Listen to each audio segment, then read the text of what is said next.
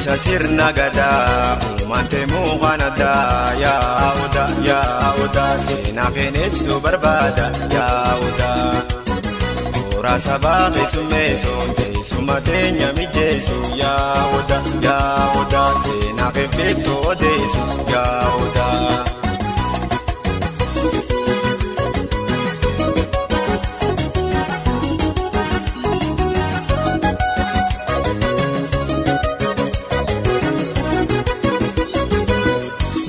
Si jala imitu kamuna gadin jatu ya oda namutu akkuma kiyya mirga kabai wallaltu ya oda jalle beshani ya oda nogubante midani ya oda tanan chalte muka hunda akkana masena kabda yai ati waan qabdu dada.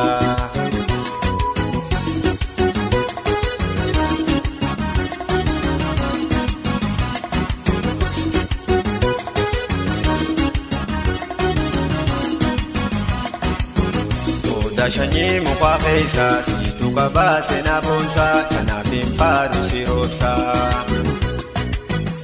Odaa shanyii muka keessa siitu qabaa seenaa boonsaa kanaaf hin faadu si roobsaa.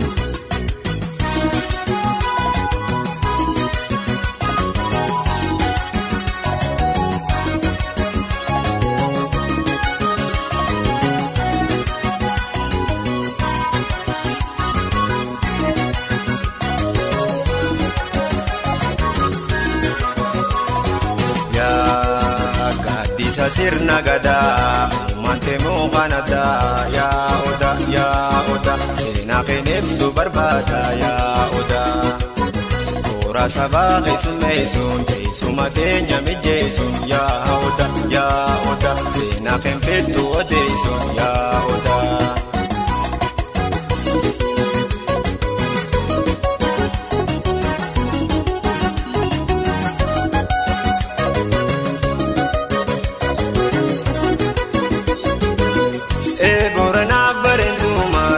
Jalawal kunama ya oda mana mariba kabute seenaan keeyyoom dagatama ya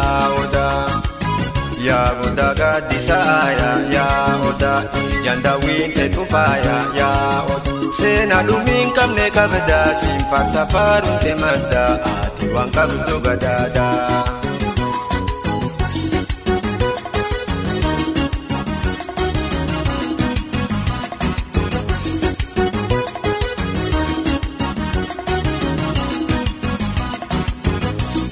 Shanyii muka keessa siitu qabaa seenaa boonsaa kanaaf hin faadu si roobsaa. Odaa shanyii muka keessa siitu qabaa seenaa boonsaa kanaaf hin faadu si roobsaa.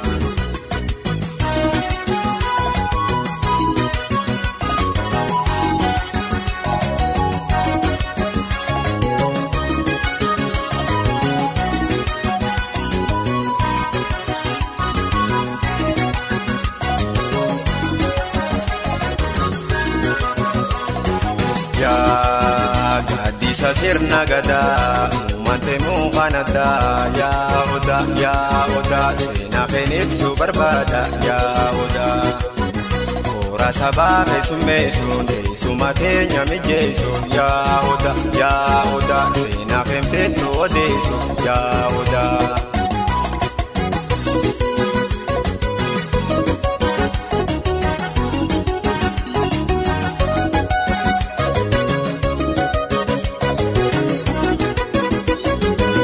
Waliigalcha Oromichaa siitu alaawwa boqalcha yaa odaa galma guddaa seenaa kabdaa galme seenaa Oromoota yaa odaa kallacha eenyummaa sabaa yaa odaa teessuma gaarii see qaba yaa odaa seenaa boonsaa kee ammattee faajjii eenyummaa qabatte jirta milkiin badhaafamte.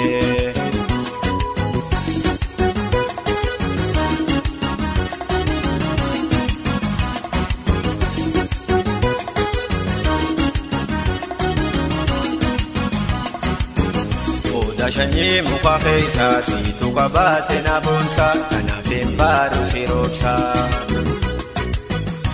odaa